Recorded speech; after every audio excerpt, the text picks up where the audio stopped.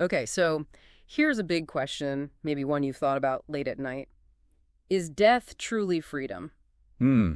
It sounds really philosophical, almost detached, doesn't it? Yeah, but it's a question people have wrestled with forever, really, since we first figured out, that we don't last forever. Right. And that's what we're diving into today. We're taking a journey looking at how thinkers across centuries have tackled this very idea.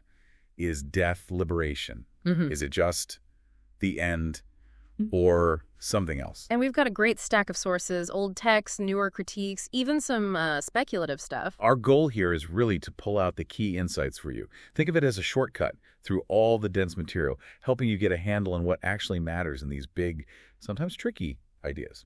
Absolutely. And we'll try to make these concepts, which can seem really abstract, feel, well, surprisingly relevant, accessible. Let's jump in.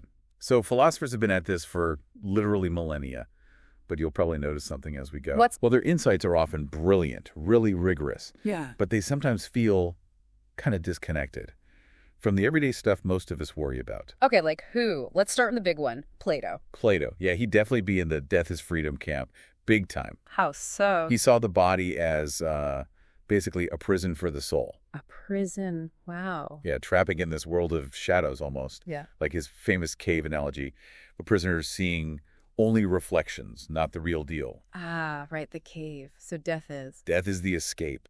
The soul finally breaking free, getting out into the realm of pure truth, the eternal forms, liberation. It's a powerful image, but maybe a bit elitist. Like you have to prioritize this abstract truth over, say, figuring out how to pay the bills. Exactly. That's the tension. It demands this huge shift in focus towards the metaphysical. And for most people, just trying to manage daily life, work, family, affording eggs, it can feel a bit out of reach, less immediate.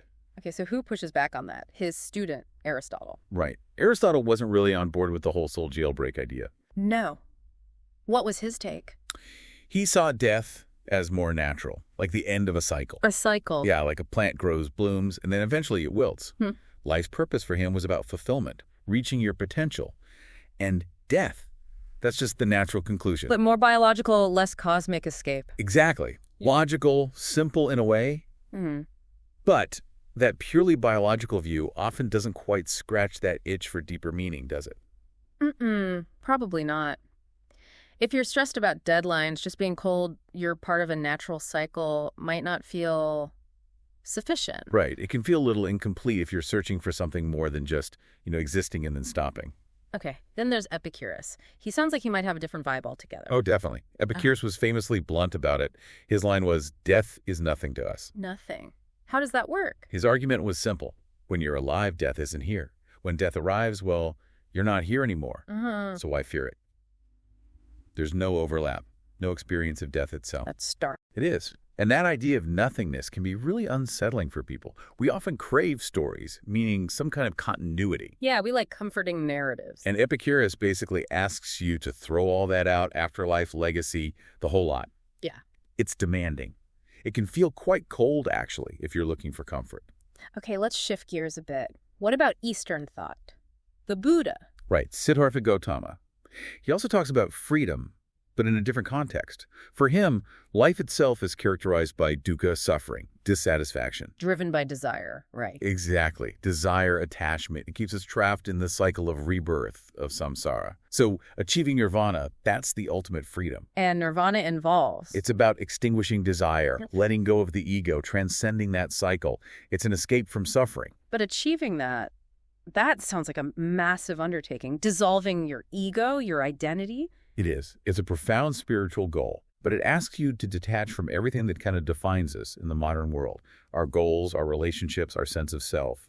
Yeah, for someone chasing a promotion or, likes on social media, dissolving into cosmic nothingness, that feels pretty far removed. Elite, almost. That's a good way to put it.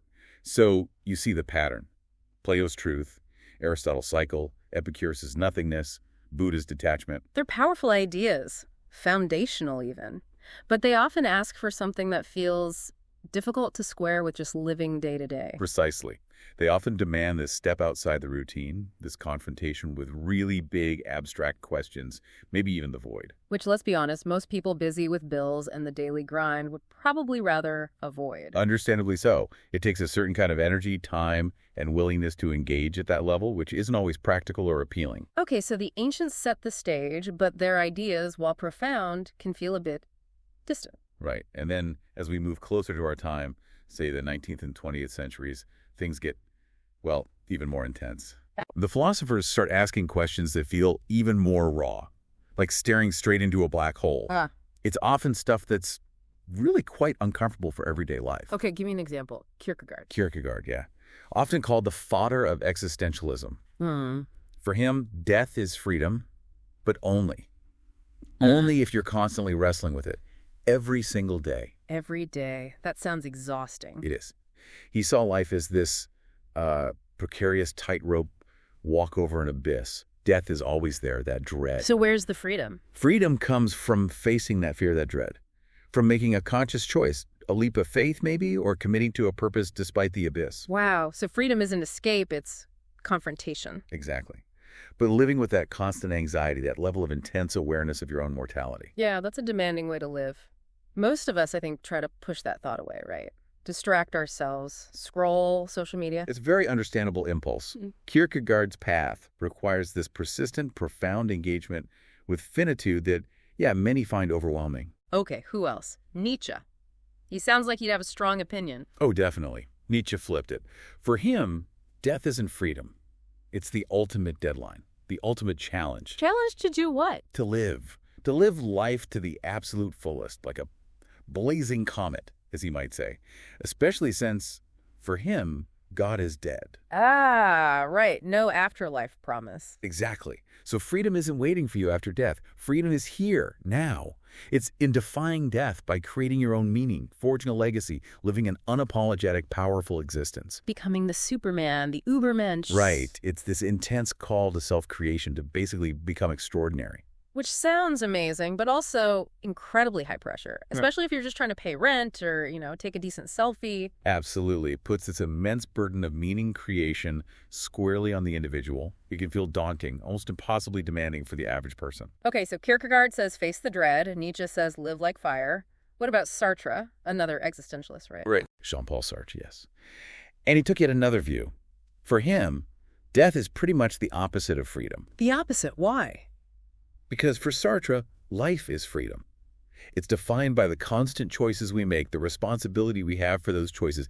Every action, every second is an exercise of freedom. Okay. So death is? Death is the end of choices, the final curtain drop. It stops everything. It strips away the very thing, choice, that defines our existence. Oof. That's blunt. It's brutally honest.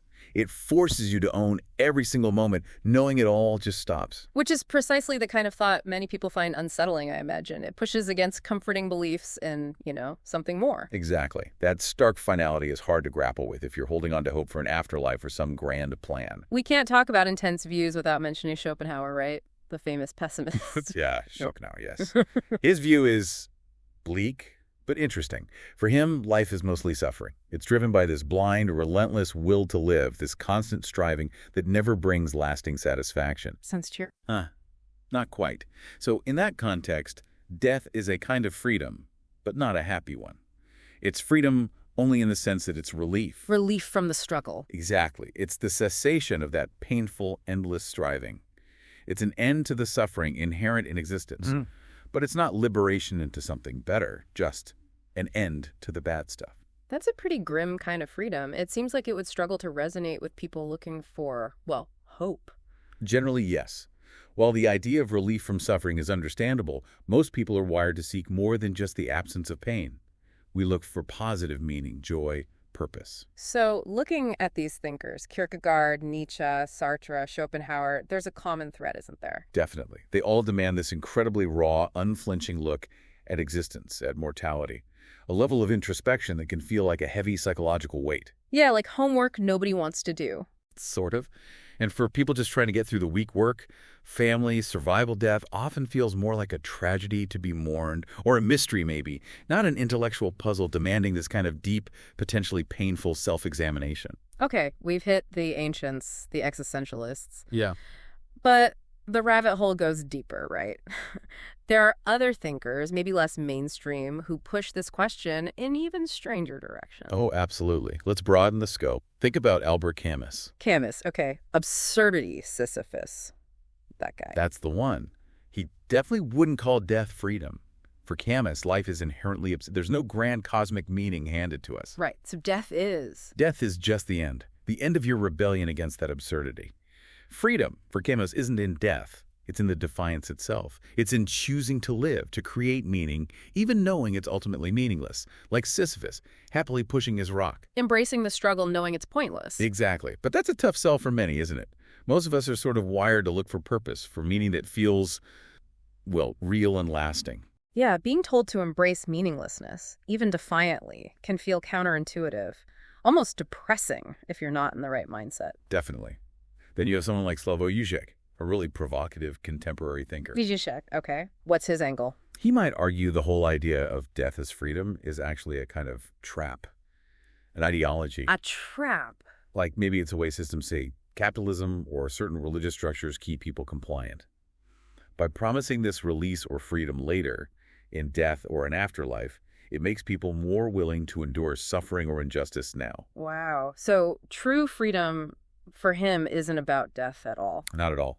It's about fighting the system, changing things now, resisting those ideologies. That's uncomfortable. It asks you to question the very foundations of society, maybe even your own comforting beliefs. Deeply uncomfortable, often. Yeah. Especially when you're just trying to, pay your taxes and get along with your neighbors. It demands a level of critical engagement that's pretty intense. Let's circle back east for a moment. Hinduism. We touched on Buddhism, but Hinduism has its own take. Right. You have the concept of samsara, that endless cycle of birth, death, and rebirth. And then there's moksha. Moksha is the liberation, the freedom. Exactly. Freedom from the cycle. It's about realizing oneness with Brahman, the ultimate reality. Death, in this view, isn't an end, but maybe more like a transition, a costume change on the path to that ultimate unity. Letting go of your individual self to merge with the cosmic whole. Pretty much. But again, that idea of dissolving your ego, your personal identity. Yeah, for someone stuck in traffic worrying about their career, the idea of achieving cosmic unity might feel a bit abstract, elite even. It can certainly feel that way. It challenges our very Western focus on individualism. Okay, what about Simone de Beauvoir, partner of Sartre, also an existentialist? Did she agree with him? Broadly, yes, but with her own emphasis. She also saw death as a limit on freedom, not freedom itself. A limit. Yeah.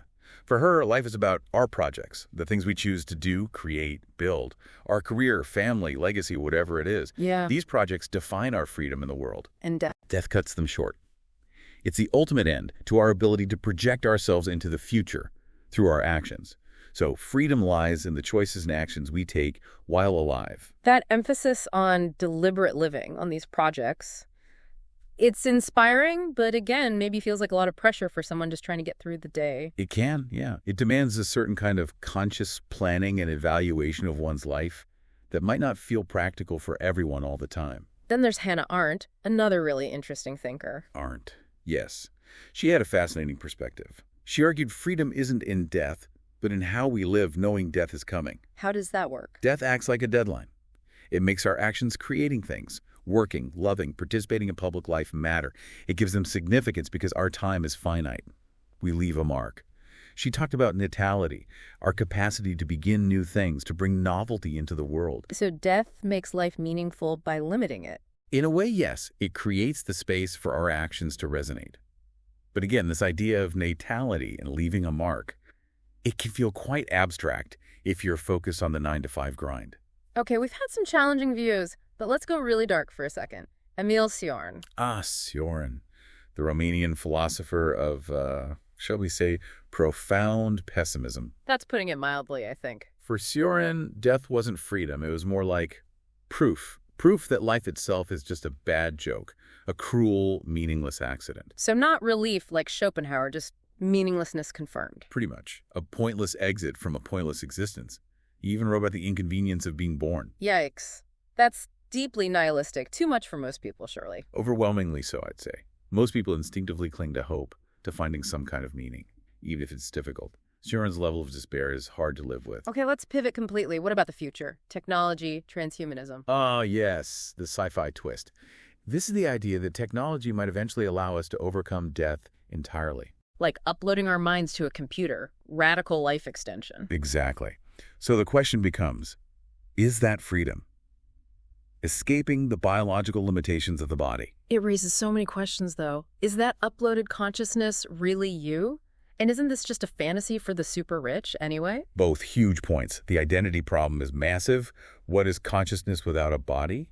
And yes, the accessibility issue makes it feel like a kind of techno-elite dream right now.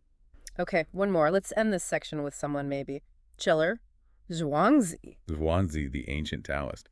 Yes, perfect contrast. You'd probably just laugh at this whole intense debate. Laugh. Why? For Zhuangzi, and Taoists generally, life and death are just natural transformations. Parts of the cosmic flow, the Tao, like seasons changing. Trying to label one freedom and fear the other is missing the point. So freedom is? Freedom is acceptance, flowing with change, with life and death, not resisting them or trying to pin them down with concepts, just being part of the natural process. That sounds peaceful, Okay. but maybe too chill for our modern control-oriented mindset.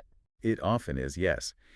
That level of serene acceptance, of letting go of the need to control or categorize everything, is really challenging when we're so focused on managing outcomes and achieving specific goals. So, wow, we've covered a huge range there. Camus' Defiance, Hugek's Critique, Hinduism's Cycle, de Beauvoir's Projects, Arndt's Deadline, Chiren's Despair, Transhumanism's Dream, Zhuangzi's Flow. It really pushes the question to extremes, doesn't it? Yeah. And what you notice is that many of these perspectives offer very little conventional comfort. Yeah, they don't really fit easily into how most people actually experience or think about death in their daily lives. Exactly. For most, it's felt more as a tragedy, a loss, maybe a mystery, not really a philosophical problem to be solved in these often quite demanding ways. Okay, so we've journeyed through all these heavyweight ideas. Plato's soul escape, Buddha's end of suffering, Nietzsche's call to live louder, Camus seeing death and the rebellion. Aren't seeing it as the deadline that gives life meaning? Chiron calling it all a bad joke, the tech dream of skipping it, Zhuangzi telling us to just flow. It's a lot. And as we said, these ideas, while fascinating, can feel, well, really big, maybe even out of reach sometimes. Right. And let's maybe circle back to why they can feel that way, why they feel sort of elite or distant. Okay. I think the core challenge is that really digging into these philosophical takes on death forces you to confront things we usually, maybe understandably, try to avoid. Like what? The void. Yeah, the void, the unknown, the fact that we're finite, whether it's Plato asking you to value unseen forms over this life, or Sartre demanding you own every choice before oblivion, or Zhuangzi asking you to dissolve into the cosmic flow. They all ask for a pretty fundamental reevaluation of, well, everything. Your life, your beliefs, your priorities. Exactly, and that kind of deep self-reflection, that kind of pause to really wrestle with these questions. Yeah. It takes time, energy, maybe a certain kind of quiet space. It's honestly a luxury for many people. Yeah, most of us are just trying to keep up, right? Survival, work, family, the daily routine. There's this tension between the philosophical demand to look and the practical demand to just keep going. Precisely. The demands of life often crowd out the space for that kind of intense contemplation. So where does that leave us with the original question? Is death freedom? Maybe the answer isn't so simple. Perhaps it's less about a definitive answer, yes or no, and more about perspective. What do you mean? Well, think about it. Maybe death acts like a kind of mirror. A mirror. Yeah, reflecting back how you actually live your life and what you truly value. Is death freedom? Well, for Plato, yes, if your life is all about seeking that higher truth. For Nietzsche, it's the opposite. It's the fire under you, if you value creating a powerful existence. For the Buddha, it's freedom if you've managed to achieve that detachment from desire. For Camus, its significance lies in how you rebelled if you valued defiance. Exactly. The answer depends entirely on what you prioritize. Truth, power, peace, rebellion, legacy. Something else. It reflects your core values. But that requires knowing what you value, right? And maybe that's the catch. That's a crucial insight, I think. Many of us are so caught up in the day-to-day, we don't often pause to really ask, what am I prioritizing? What truly matters to me? And maybe that's why these big philosophical ideas sometimes don't quite land. They're built for that moment of deep self-reflection that we often, well, we put it off. Right. Which brings us to another point. What often shapes our view of death, even more than philosophy? Stories, culture. Exactly. The myths, the religious narratives, the cultural stories we grew up with. Think about Hades, samsara, heaven and hell. Those narratives feel much more immediate, more ingrained than abstract arguments. Immensely powerful. Because for most people, death isn't just an intellectual concept to dissect. It's tied up with really fundamental gut-level fears. Fear of judgment, fear of nothingness, fear of leaving people behind. All of those. It's felt viscerally. It's a gut punch, as you said earlier, not just a thought experiment. So maybe that's the real divide we've been exploring. I think so. Philosophers often approach death as an idea, something to analyze, debate, understand intellectually. Whereas for most people, it's an event, something felt deeply, often fearfully, and very, very personally. Precisely. So circling back one last time, is death freedom? The answer seems less like a destination and more about the journey, doesn't it? How you live knowing it's coming. Whether you're striving for Plato's truth or Nietzsche's intensity or Arndt's meaningful action, it seems to always come back to engaging deliberately with your own existence. Yeah, it's this complex dance, isn't it, between the deep philosophical questions and just the messy reality of living day to day. Absolutely. That tension really defines our relationship with mortality. So here's a final thought for you, listening right now. If philosophy asks you to stare death in the face and find meaning, but life keeps asking you to just keep moving, pay the bills, handle things, what does your answer to "is death freedom" actually reveal? What does it say about what you're truly willing to confront and what you ultimately prioritize in this one wild, precious life you have?